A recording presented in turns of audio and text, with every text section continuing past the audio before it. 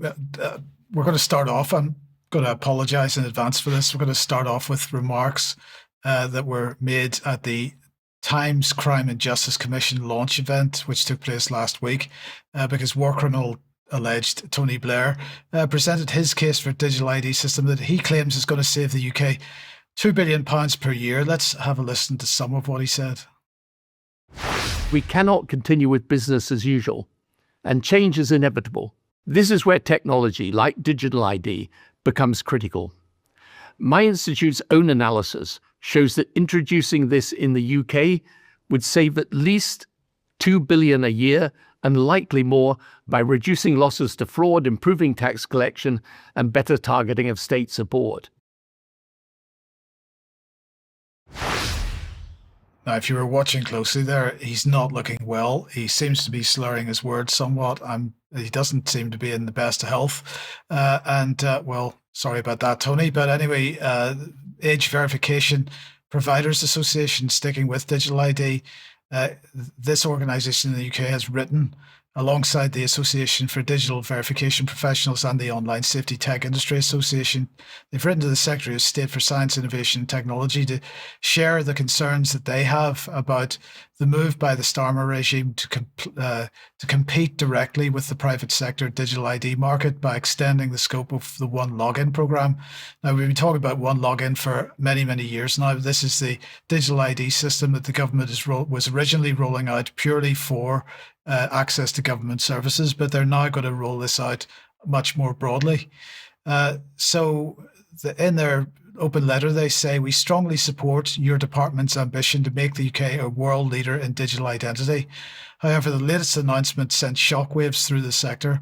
We're concerned about the inadvertent creation of a government monopoly in digital identity, one that could stifle innovation, limit consumer choice, and impose billions of new costs on the taxpayer for functions the private sector currently provides." But Tony says it's going to save us $2 billion a year. So who's true? Who's right there? But anyway, they go on to say they're going to suggest that a joint technical working group be established to ensure ongoing collaboration between One Login, the gov.uk wallet, and certified identity and private sector wallet providers. So all they're really concerned about is that they get their cut.